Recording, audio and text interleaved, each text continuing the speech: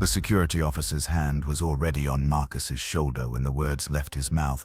"Son, you need to come with me, now." Marcus Hayes, 17 years old, looked up from his phone. He'd been texting his dad, telling him he'd just boarded. The flight attendant who'd been staring at him for the last 5 minutes now stood beside a man in a dark uniform, arms crossed, face set in stone. "What? Why?" Marcus asked, confused. He was sitting in seat 1A, first class, exactly where his boarding pass said he should be. "Sir, we've had a complaint," the officer said, his voice low but firm. "You're in the wrong section. I need you to gather your things and come with me." Marcus felt his stomach drop. Around him, the other first-class passengers were starting to stare. A woman in 2B clutched her purse tighter. A businessman in 3A looked annoyed, like Marcus was personally delaying his flight. "I'm not in the wrong section," Marcus said, pulling out his phone. "Look, here's my boarding pass. Seat 1A. First, the flight attendant, whose name tag read Patricia, leaned in. Her smile was tight, fake. "Sweetie, sometimes the system makes mistakes, upgrades that shouldn't happen. It's nothing personal, but we need to verify how you got this ticket." Marcus felt heat rising in his chest. He knew what this was. He'd felt it before, at the country club, at the private school his dad had enrolled him in, at the yacht club last summer. People looked at his skin, his clothes, his age, and made assumptions. "My dad bought this ticket," Marcus said, trying to keep his voice steady. "I can call him right now." "That won't be necessary," Patricia said, her voice syrupy sweet but laced with steel. "We just need you to step off the aircraft while we sort this out." "I'm not getting off," Marcus said. His hands were shaking now. "I have a ticket. I'm sitting in my assigned seat. I haven't done anything wrong." The security officer's grip tightened on his shoulder. "Son, don't make this harder than it needs to be." That's when the businessman in 3A spoke up. "Look, can we just get this flight moving? The kid clearly snuck into first class. Just move him to economy and let's go." Patricia nodded, encouraged. "See? You're holding everyone up. Just cooperate, and we can all get where we're going." Marcus looked around. No one was on his side. No one was going to help him. He was alone, 3,000 miles from home, about to be dragged off a plane like a criminal. He unlocked his phone with trembling fingers and pressed a name in his contacts. "Today." The call connected on the first ring. "Marcus?" His father's voice was warm, familiar. "Everything okay? You should be taking off by now." "Dad, Marcus's voice cracked. He hated how young he sounded. "Dad, they're trying to kick me off the plane." There was a pause, a long, dangerous pause. "Who is they?" His father's voice had changed. It was no longer warm. It was the flight attendant and security. "They say I don't belong in first class. They think Dad, they think I stole the ticket." Put them on the phone. Marcus held out his phone to Patricia. "My dad wants to talk to you." She rolled her eyes, but took it. "Hello, this is Patricia Monroe, senior flight attendant." She didn't get to finish. Whatever Marcus's father said made her face go pale. Her eyes widened. Her hand started to shake. Yes, but sir, I was just..." She tried to hand the phone back to Marcus, but he shook his head. "He wants to talk to the officer." The security guard took the phone, looking irritated. "This is Officer Daniels. Sir, I'm going to need you..." He stopped, his jaw clenched, his face turned red. "Sir, with all due respect, I don't care who you..." He stopped again. This time, the color drained from his face entirely. "Yes, sir. Right away, sir." He handed the phone back to Marcus, like it was radioactive. Marcus put it to his ear. "Dad, stay exactly where you are," his father said. "Don't move. Don't speak to anyone. I'm handling this." The line went dead. Marcus sat frozen in his seat. Patricia and Officer Daniels were whispering urgently to each other. The businessman in 3A was checking his watch, annoyed. Then Patricia's radio crackled to life. "All crew, this is the captain. We have a code red situation. Do not, I repeat, do not touch the passenger in 1A. Ground control has issued an emergency hold. We are not cleared for departure. Patricia's face went from pale to gray. She looked at Marcus like he'd just grown a second head. "What did your father say to you?" she whispered. Marcus didn't answer. He didn't know. But 2,000 miles away, in a corner office overlooking Manhattan, Marcus's father, Jonathan Hayes, was already moving. Jonathan Hayes wasn't just any father. He was the CEO of Meridian Global Holdings, a private equity firm that owned, among other things, a controlling stake in the very airline his son was sitting on. He'd been in a board meeting when Marcus called.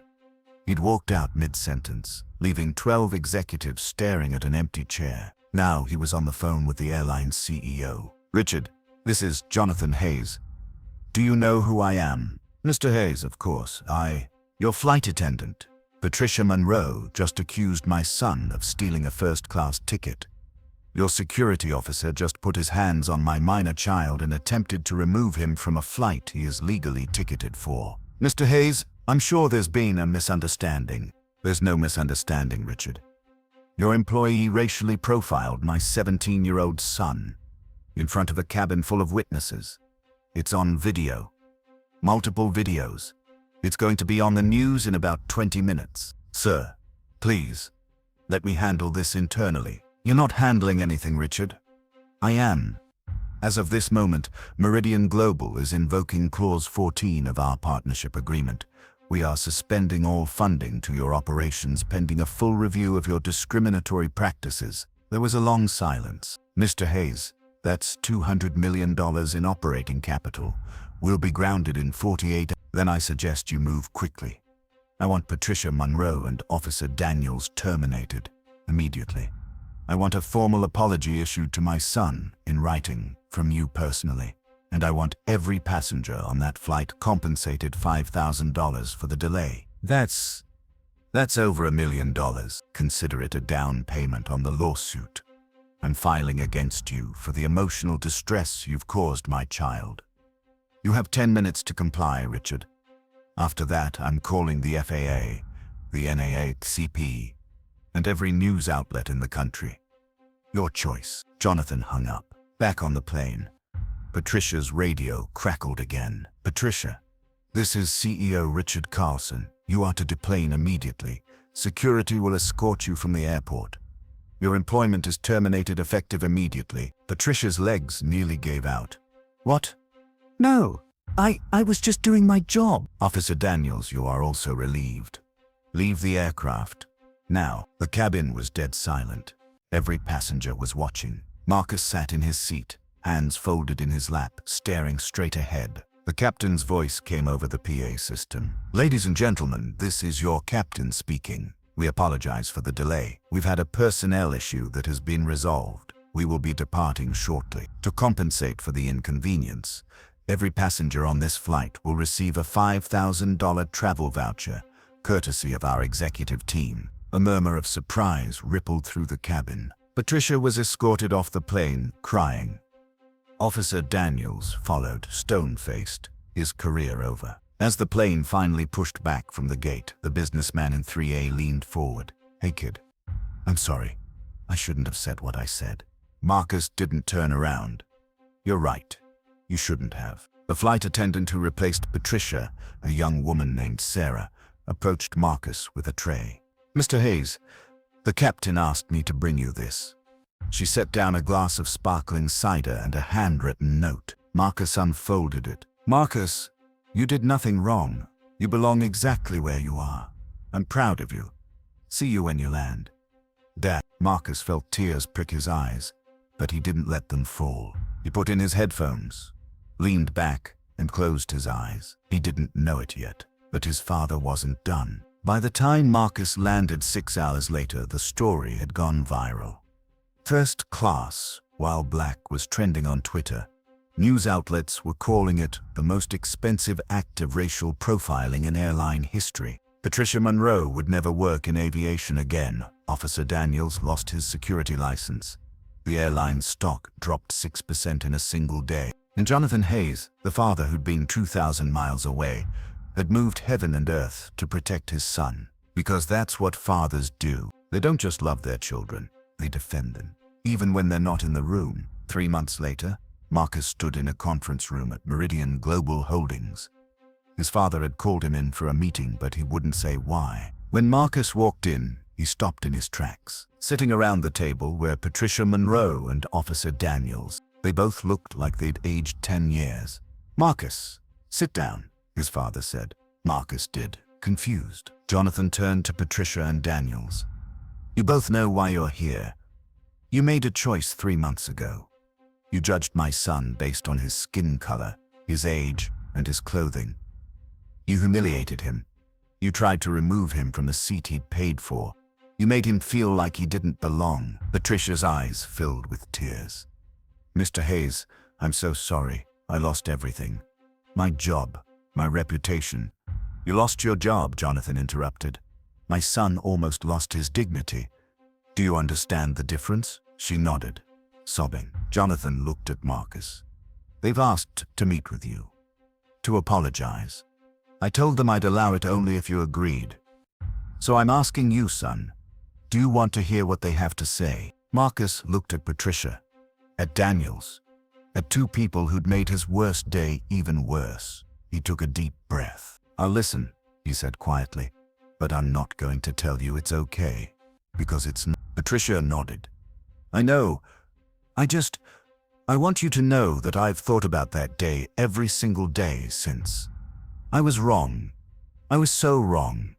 And I'm sorry." Daniels cleared his throat. "I spent 20 years in security. I thought I was good at my job. But that day, I wasn't doing my job. I was enforcing my own bias. And I'm ashamed." Marcus looked at his father, then back at them. "I accept your apology," he said. "But acceptance doesn't mean forgetting. I'll carry that day with me for the rest of my life. So will you?" Jonathan stood. "This meeting is over. You're both free to go." As they left, Marcus turned to his father. "Why did you do that? Why did you let them apologize?" Jonathan put a hand on his son's shoulder. "Because I wanted you to see something. Power isn't just about punishment. It's about making people understand the weight of their actions. They'll never forget this, and neither will you." Marcus nodded slowly. "But Dad, one question. Anything. That clause 14 you mentioned, the one that let you pull their funding, was that real?" Jonathan smiled. "Son, I've been in private equity for 30 years. I don't make threats I can't keep. So it was real. It was real. And I'd do it again in a heart." Marcus hugged his father. For the first time in 3 months, he felt like he could breathe again, because he wasn't just a kid in a hoodie. He was Jonathan Hayes' son, and that meant something. 6 months later, Marcus Hayes stood at a podium in front of 500 people.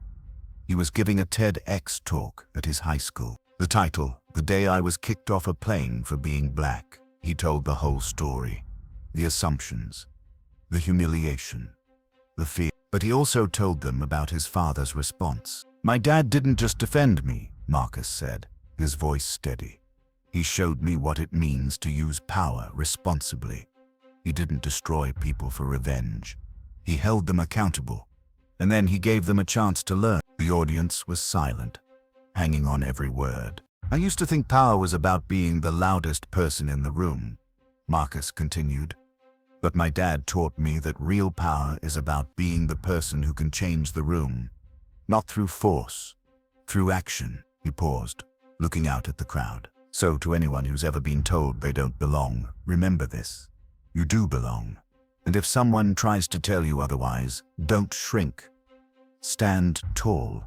And if you're lucky enough to have someone in your corner who believes in you, hold on to them, because that's the kind of power that changes the world." The auditorium erupted in applause. Marcus stepped off the stage and found his father waiting in the wings. "Proud of you, son," Jonathan said. "Thanks, Dad, for everything." Jonathan smiled. "You know that airline? The one that kicked you off?" "Yeah. They just issued a new company-wide policy. Mandatory bias training for all employees. Named it the Hayes Protocol." Marcus's eyes widened. "Seriously? Seriously? You didn't just change your story, Marcus. You changed theirs." And in that moment, Marcus realized something. His father hadn't just defended him that day. He'd empowered him. Because power isn't just about what you can do to someone. It's about what you can do for someone. And sometimes, the most powerful thing you can do is show them they were never powerless to begin with.